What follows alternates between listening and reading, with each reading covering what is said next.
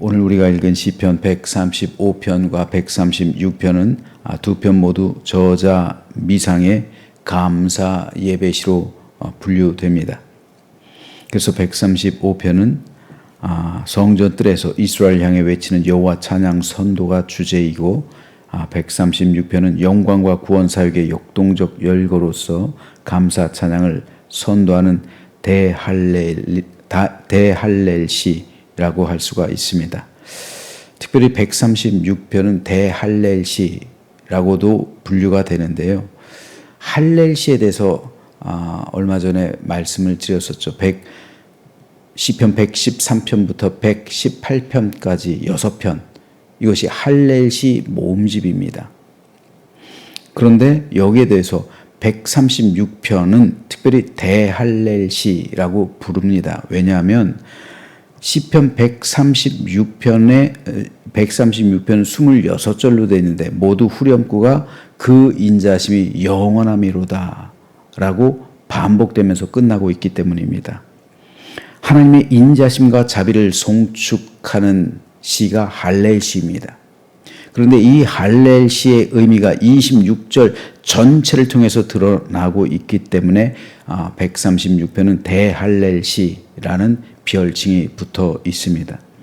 이 시를 통해서 시인은 역사를 통해 함께 하신 하나님의 은혜 감사할 것을 촉구하고 있습니다. 그래서 그 인자심이 영원함이로다 라는 말을 반복하고 있어요. 특별히 136편은 크게 네 문단으로 나눌 수가 있습니다. 3절까지는 하나님을 향한 열정과 환희의 감사 찬양으로의 초청, 4절에서 9절은 이스라엘의 창조자로서 여호와의 영광스러운 면모의 역동적 열거를 통한 감사 찬양을 선도하고 있고 10절부터 25절은 이스라엘의 구원자로서 여호와의 구원 사역의 역동적 열거를 통한 감사 찬양을 선도하고 있으며 마지막 26절은 하나님을 향한 열정과 환희의 감사 찬양으로의 재초청이라고 할 수가 있습니다. 오늘 이 가운데서 23절부터 마지막 26절까지에 대해서 잠시 살펴보겠습니다. 우리를 비천한 가운데서도 기억해 주신 이에게 감사하라. 그 인자심이 영원함이로다. 우리의 대적에게서 건지신 이에게 감사하라. 그 인자심이 영원함이로다. 모든 육체에게 먹을 것을 주신 이에게 감사하라. 그 인자심이 영원함이로다. 하늘의 하나님께 감사하라. 그 인자심이 영원함이로다. 이 시는 저자 미상이라고 했죠. 따라서 이 시가 언제, 어디서, 누구에 의해 쓰여졌는지에 대해서는 알려져 있지 않아요.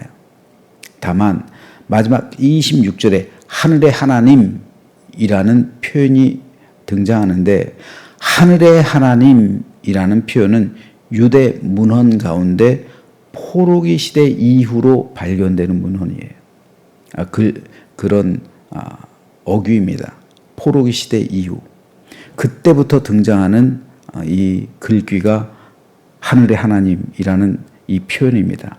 따라서 대부분의 학자들은 이 표현을 근거로 해서 시편 136편이 포로기 시대 이후 쓰여졌을 것이다 짐작하고 있습니다. 추정하고 있는 거예요. 그런데 이 포로기가 어떤 시대입니까? 유대 민족이 바벨론으로 끌려가서 노예가 되었던 시절. 남유다가 멸망하죠. 많은 사람이 죽임당해요. 하나님의 성전이 무너져요. 나라가 망합니다. 모든 재산을 잃어요. 그리고 수많은 사람이 살육당해요. 살아남은 사람들은 모조리 끌려갑니다. 일부 비천한 사람들, 아무것도 소유하지 않았던 사람들, 그런 사람들은 오히려 유대 땅에 남겨집니다. 그리고 대부분의 사람들은 다 끌려가요. 예레미야는 유대 땅에 남습니다. 하지만 에스겔은 바벨론으로 끌려가죠. 다니엘도 끌려가고. 동시에 예언자 사역을 했는데 예레미야는 유대에서, 그리고 다니엘과 에스겔은 바벨론에서 예언 활동을 한 거예요. 그러니까 다니엘, 에스겔, 이들은 바벨론에서 활동한 선지자들이에요. 그렇기 때문에 유대인들의 이 삶은 너무나도 곤고한 거예요. 에스겔 같은 경우는 제사장 출신이잖아요. 하지만 성전이 없어졌는데 제사장이 무슨 소용이 있을까요? 하나님의 성전이 무너졌는데 레위인들이 무슨 상관이 있을까요? 포로기는 모든 것을 잃어버렸던 시기입니다. 노예가 되었던 시절이에요. 그런데 시인은 오늘 본문에서 여호와께 감사하라 촉구합니다. 왜 시인은 어렵고 힘든 시절, 노예가 돼서 모든 것을 잃어버렸던 그 시절에 하나님께 감사라는 찬양을 촉구하고 있을까요? 선도하고 있을까요? 여기서 우리는 하나님께서 원하시는 감사, 성경이 말씀하고 있는 감사가 무엇인지를 깨달을 수가 있습니다. 감사는 형통할 때만 하는 게 아니란 말입니다. 감사는 조건적인 것이 되어서도 안 된다는 말입니다. 우리가 이 세상에 태어나는 순간부터 하나님 나라에 이를 때까지 우리 인생에는 수많은 희로애락의 순간들이 찾아오게 될 겁니다.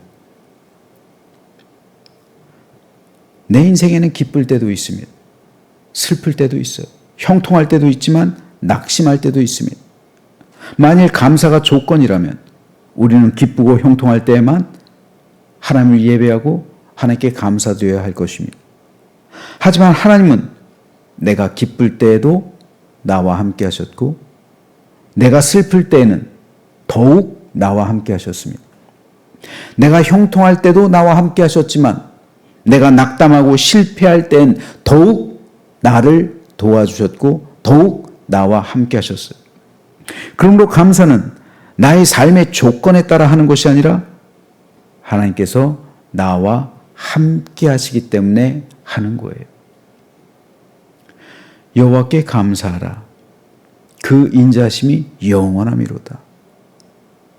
우리 인생은 유한합니다. 하지만 하나님의 인자하심은 영원해요. 내가 슬플 때에도, 내가 괴로울 때에도, 내가 낙담할 때에도, 내가 절망 가운데 빠졌을 때도, 내가 고난과 역경을 빠질 때, 역경 속에 있을 때도, 이스라엘 민족이 노예 생활을 할 때에도 그 인자하심은 끝나지 않았어요. 다 진멸되지 않았어요. 선지자 예레미야가 고백하고 있는 것처럼. 그러나 중심에 회상한 주, 예레미야 애가에서 말하잖아요. 고백하잖아요. 그러나 예레미야 애가 3장 17절 말씀이죠. 중심에 회상하니까 우리가 오히려 소망이 있습니다. 왜요? 우리가 다 진멸되지 않았어요.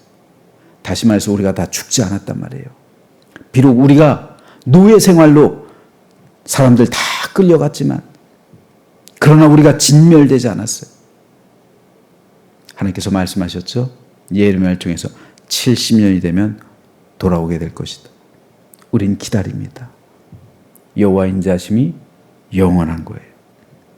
하나님의 인자가 내 어려움 고통 가운데서도 흐른단 말입니다.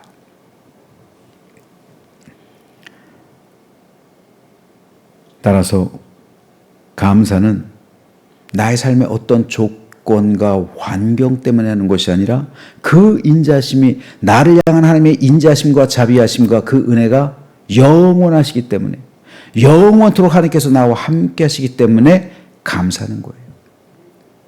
이것이 하나님께서 우리에게 원하시는 감사의 모습입니다. 그래서 감사로 나를 감사로 찬양 제사 드리는 자가 나를 영화롭게 한다. 감사로 제사 드리는 자가 나를 영화롭게 한다. 말씀하시는 거예요. 사도 바울 역시 범사에 감사하라. 범사에 감사하라. 범사라는 말은 영어 성경으로 보면요, all circumstances예요. 즉 모든 환경들이에요. 모든 환경들 속에서 감사라는 거예요. 바울이 감옥에 있을 때도, 배가 난파됐을 때도, 수많은 사람들에게 굴욕을 당할 때도, 돌에 맞아 죽을 뻔한 위기 속에서도, 배가 고플 때에도, 헐벗을 때에도, 어떤 인생의 역경과 고난 속에서도, 모든 환경 속에서 감사라는 거예요. 왜요? 하나님의 인자하심이, 하나님의 은혜가 영원하시기 때문이고, 그 은혜가, 그 사랑이 내게서 끊어지지 않기 때문입니다. 오늘 본문에서도 시인은 우리를 비천한 가운데서도 기억해 주신 이에게 감사하라. 그 인자심이 영원함이로다 라고 고백합니다. 비천한 가운데서, 비천하잖아요. 노예 생활하고 있는데. 그러나 내가 비록 노예 생활을 하고 비천한 가운데 있지만 하나님의 은혜가 끝나지 않았기 때문에, 하나님의 인자심이 내 삶 가운데 흘러가고 있기 때문에 이것을 기억하라는 거예요. 그리고 그것으로 인해서 감사하는 거예요. 우리는 조건에 의해 하나님께 감사할 때가 많아요. 내가 행복할 때는 감사하고, 하지만 내가 괴롭고 내가 힘들 때 더욱 하나님께 감사해야 할 것은 그 순간 속에서 더욱 나와 함께 하시고 더욱 나를 지켜주시고 나를 업고 가시는 그 하나님의 은혜, 그 인자심이 영원하시기 때문입니다.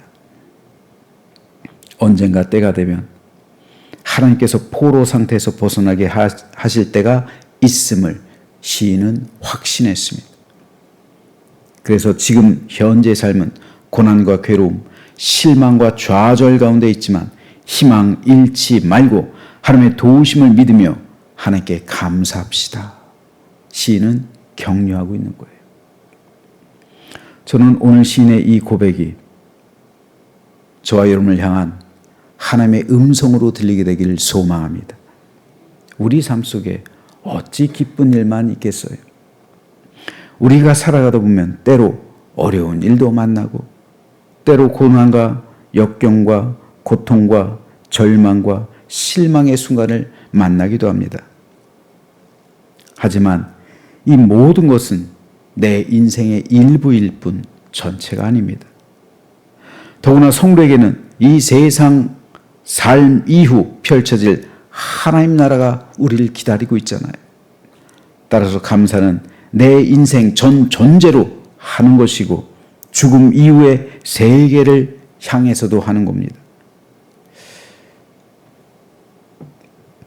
그러면 저는 저와 여러분 모두가 오늘 본문에서의 이 감사의 고백이 나의 신앙의 고백이 되기를 소망합니다.